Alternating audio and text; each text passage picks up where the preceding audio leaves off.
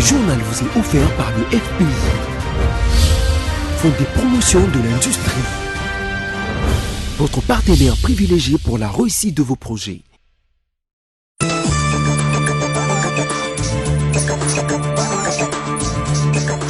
Lundi 15 juillet 2019, mesdames, messieurs, bienvenue dans cette nouvelle édition d'information sur BIC TV.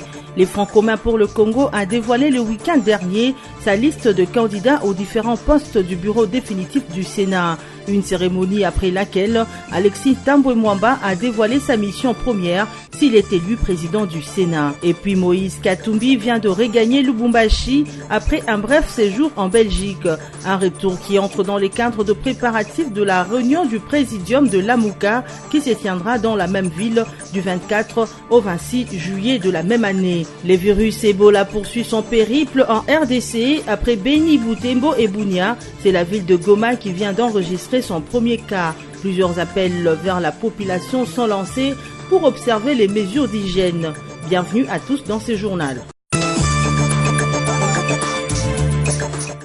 Le Front commun pour les Congo FCC a présenté samedi 13 juillet son ticket gagnant pour les comptes de l'élection du bureau définitif du Sénat. La liste des candidats aux différents postes du bureau définitif se présente de la manière suivante. Tambwe Mwamba Alexis à la présidence comme indépendant, Évariste Bochap du PPRD à la première vice-présidence, John Tibatima de AAB à la deuxième vice-présidence. Le professeur Kaumba du PPRD a été retenu pour les postes des rapporteurs. Eric Roubeye de l'ACO au poste de questeur et Zabalafio de l'ATD à celui de questeur adjoint.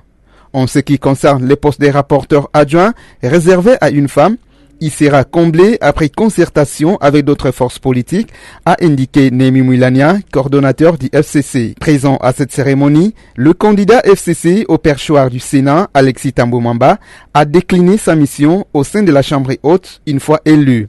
Ma mission est de faire du Sénat la première institution de la République démocratique du Congo, une institution de référence, une chambre de haute réflexion où nous allons veiller à ce que toutes les institutions de la République puissent fonctionner de manière cohérente, a-t-il déclaré.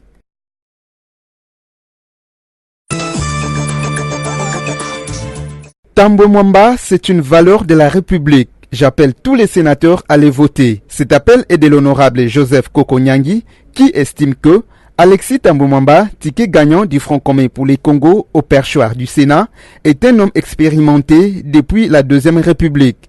Raison de plus pour tous les sénateurs de les voter. Tambwe Mwamba, c'est une valeur de la République. Tout le monde connaît. C'est une grande valeur pour notre pays. Il a travaillé dans beaucoup de gouvernements. Il a dirigé beaucoup d'entreprises publiques avec expérience et efficacité. Moi, je suis témoin. J'ai été membre du gouvernement avec Tambwe Mwamba. Il était conseiller juridique du gouvernement. Papa, c'est un homme extraordinaire, d'une intelligence extrême. J'ai été aussi avec Bat. Nous avons été dans les conseils des ministres. Ce n'est pas un secret. Nous connaissons les valeurs des gens. Tambwe Mwamba, c'est une valeur et je crois qu'il va hausser la valeur du Sénat.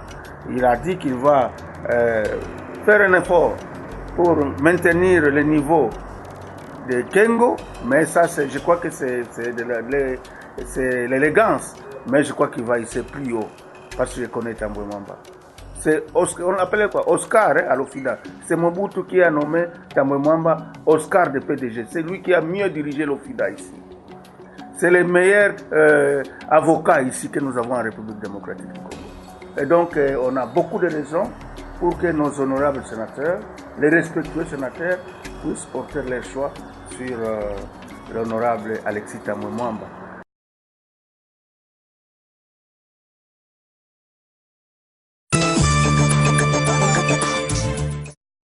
Le coordonnateur de la plateforme politique Lamouka, Moïse Katumbi Tchapwe, est retourné en RDC ce dimanche 14 juillet via Lubumbashi, chef-lieu de la province du Haut-Katanga, après un séjour à l'extérieur du pays. Son retour au pays est en phase avec les préparatifs de la réunion du présidium de Lamouka devant se tenir dans la ville criprifère du 24 au 26 juillet de cette année. On présume que cette rencontre de Lamouka ne manquera pas d'inclure dans son ordre du jour l'évolution de la la situation sociopolitique du pays depuis l'avènement au pouvoir de Félix-Antoine Tshisekedi jusqu'à ces jours. Comme on le sait, la plateforme Lamuka est amputée de ses deux leaders, à savoir Antipas Mbusa Nyamwisi et Freddy Matungulu, nommé récemment représentant de la République démocratique du Congo auprès de la Banque africaine de développement BAD. Actuellement, ces regroupements politiques ne comptent plus que 4 leaders qui sont Moïse Katumbi Chapwe, Jean-Pierre Bemba Gombo, Martin Fayulu Madidi et Adolphe Muzito Fomonsi.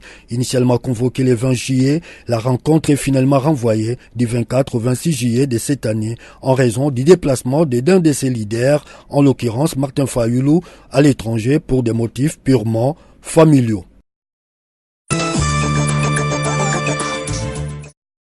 Un premier cas de malade d'Ebola a été signalé à Goma, nous renseigne un communiqué signé et rendu public ce lundi 15 juillet 2019 par le gouverneur de la province du Nord Kivu, Karli Kassivita. Dans ses communiqués, le gouverneur affirme que le cas a été non seulement détecté précocement, mais aussi isolé immédiatement à Butembo pour éviter toute contamination additionnelle. Et pour éviter toute psychose, le gouverneur a appelé ses administrés au calme tout en leur demandant de coopérer avec les équipes présentes sur le terrain et d'observer les mesures d'hygiène et de prévention.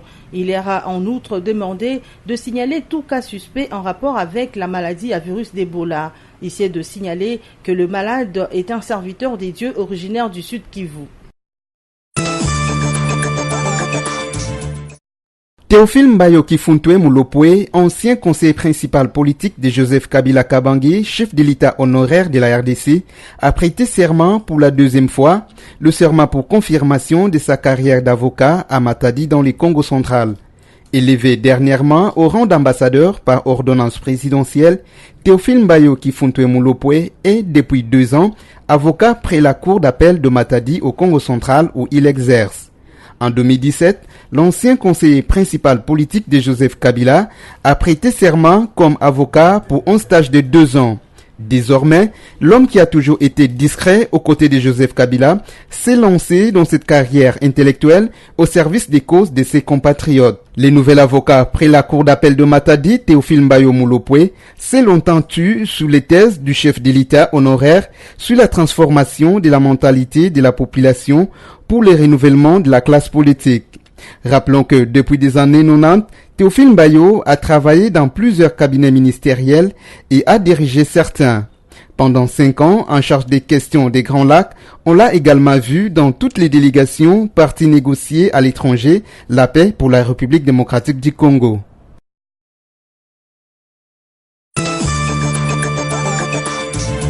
Tout est bien qui finit bien, c'est la fin de ce journal, mais avant de vous quitter, voici le rappel de titres. Les Francs communs pour le Congo a dévoilé le week-end dernier sa liste de candidats aux différents postes du bureau définitif du Sénat.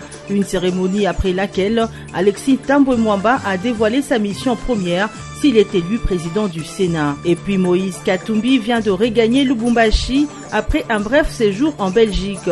Un retour qui entre dans les cadres de préparatifs de la réunion du présidium de Lamuka qui se tiendra dans la même ville du 24 au 26 juillet de la même année. Le virus Ebola poursuit son périple en RDC après Beni, Butembo et Bunia. C'est la ville de Goma qui vient d'enregistrer son premier cas. Plusieurs appels vers la population sont lancés pour observer les mesures d'hygiène. Bienvenue à tous dans ce journal. Point final sur cette édition. À la prochaine, mesdames et messieurs, restez branchés sur BIC TV.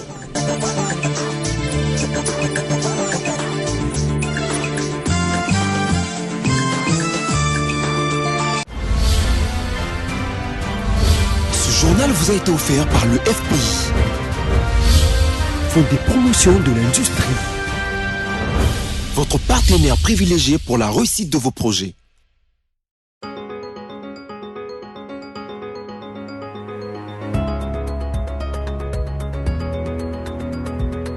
Bienvenue à la revue de presse de ce lundi 15 juillet 2019 sur BIC TV.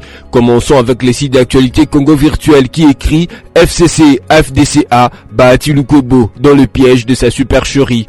À 3 reprises et sans le moindre PV prouvant le choix officiel d'une assemblée de l'FDCA, Bahati Lukwebo avait voulu imposer sa candidature, la plus récente démarche étant la représentation de 3 noms dont le sien propre pour le perchoir du Sénat. Modeste Bahati trompe l'opinion lorsqu'il affirme qu'il n'y a pas eu consultation préalable pour la désignation du ticket FCC au perchoir du Sénat, puisque lui-même Bahati avait à travers 3 correspondances au coordonnateur du FCC fait la même démarche qui répond à cet exercice de consultation dont la décision discrétionnaire et finale est revenue à l'autorité morale. Après l'exclusion du FCC pour une durée indéterminée de leur autorité morale, Modeste Bahati Lukwebo, suite à la déviation de la ligne de cette plateforme politique, certains chefs des partis et personnalités de l'FDC et alliés se sont réunis mercredi 10 juillet 2019 en conférence pour décréter l'autonomie de leur autonomie et décider d'évoluer désormais comme un groupe politique à part au sein de la majorité.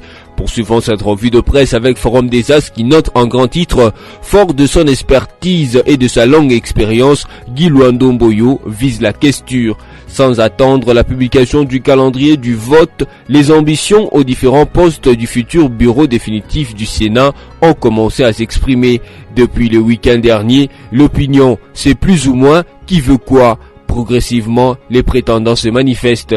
Les uns présentés par leur regroupement et partis politiques, les autres brandissent l'étiquette des candidats indépendants. Cas du sénateur Guy Luando Mboyo, cet élu de la Djopa n'est jure que par la question de la chambre haute du Parlement. Licencié en droit de l'université de Kinshasa Unikin, avocat d'affaires et plusieurs fois mandataire en mines et carrière, maître Guy Luando affrontera à ce poste le candidat du Front commun pour le Congo FCC. Bouclons cette revue de presse avec les sites de la radio Kapi qui titre Ituri. 4 civils tués par des assaillants dans les secteurs des Banyali Kilo. 4 civils ont été abattus par des assaillants à l'espace d'une semaine dans le secteur de Banyali Kilo en territoire de Djougou. Le chef de cette collectivité déclare que le dernier cas enregistré est celui de 2 personnes tuées à coups de machette samedi 13 juillet au village de Bakonde, situé à 60 km au nord de Bunia. D'après lui, ces hommes armés profitent de l'absence des forces de l'ordre dans certains coins pour commettre ce crime. Le chef du secteur Banyali Kilo, Innocent Madoukadala, indique que ces assaillants, dont l'identité et l'effectif ne sont pas connus, ont fait irruption au domicile de ces 2 habitants du village de Bakonde. L'un avait 24 ans et l'autre 40. Cette revue de presse est terminée. Merci à vous de l'avoir suivi et restez fidèles à votre chaîne.